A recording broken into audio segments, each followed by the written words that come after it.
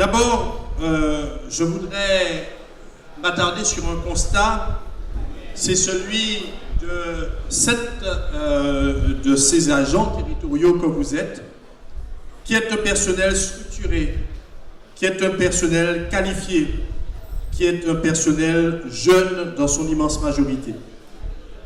Je veux souligner le fait que vous êtes le fer de lance de la Guadeloupe, que vous êtes le miroir de ce qui peut être et ce qui doit être une Guadeloupe conquérante, ambitieuse dans l'excellence.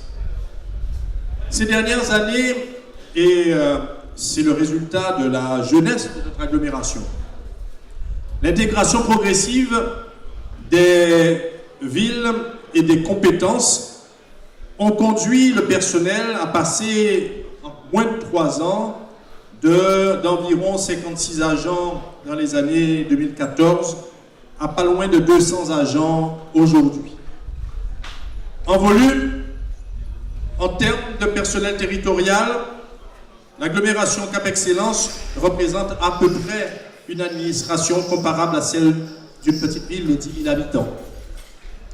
On arrive donc à un équilibre plus sensible entre le PCI et les villes qui la constituent, dans un contexte juridique encore mouvant, car nul ne sait avec certitude et dans quel calendrier, si les EPCI resteront ce qu'elles sont aujourd'hui, à savoir des structures externalisées des politiques municipales, mutualisées entre villes membres, ou si demain, peut-être, elles deviendront des entités politiques autonomes consacrées par le suffrage universel.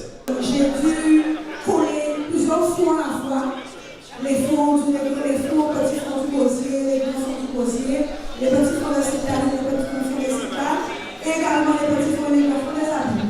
Mais finalement, quand j'ai collé tout ça, je me suis rendu compte que tous les fonds sont ensemble, et que finalement je suis arrivé à bon port dans le fonds qui est ici.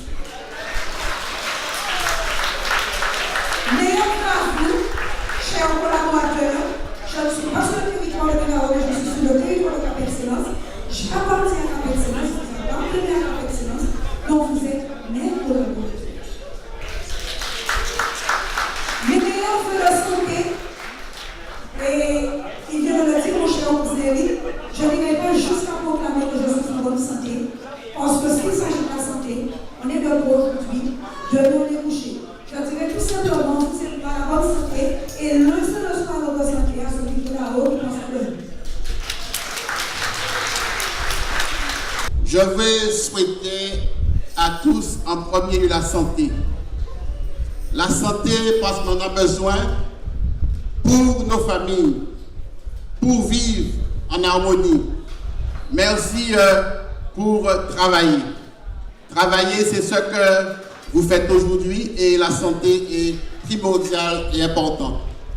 On a besoin de vous, personnel, cadre, pour faire avancer le pays.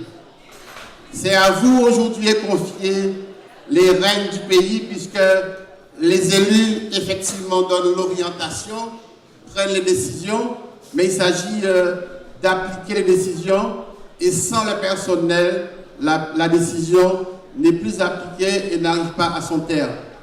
C'est ce que je voulais dire.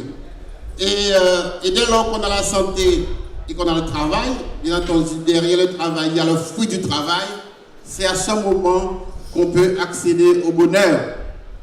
Et le bonheur, chers amis, je vous invite effectivement à l'apprécier tous les jours.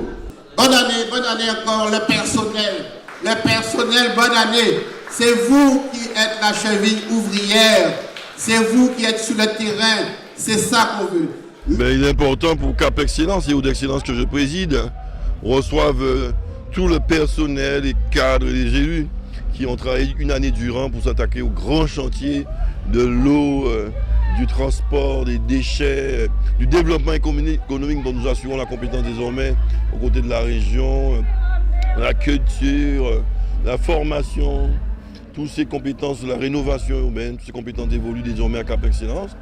Donc c'était pour une façon de leur dire merci, prendre le temps de leur dire merci et les encourager parce qu'il y a encore beaucoup à faire. Hein.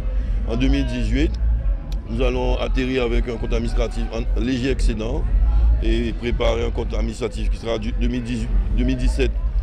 Un budget 2017 c'est un peu plus difficile compte tenu des contraintes, diminution des dotations, des grands enjeux qui se présentent devant nous. On va donc se serrer quelque part la ceinture pour dégager un maximum de marge d'investissement. Donc on a discuté de tout ça, on s'est satisfait quand même de notre performance concernant l'eau, c'est-à-dire la capacité pour nous d'avoir contribué à ce qu'un accord sur l'eau soit trouvé entre non seulement les 6 communautés, mais aussi la région et le département. Et maintenant, c'est plus fort que nous allons voir l'État pour que l'État enfin puisse participer sérieusement à faire en sorte qu'on développe l'eau potable et l'assainissement en Guadeloupe.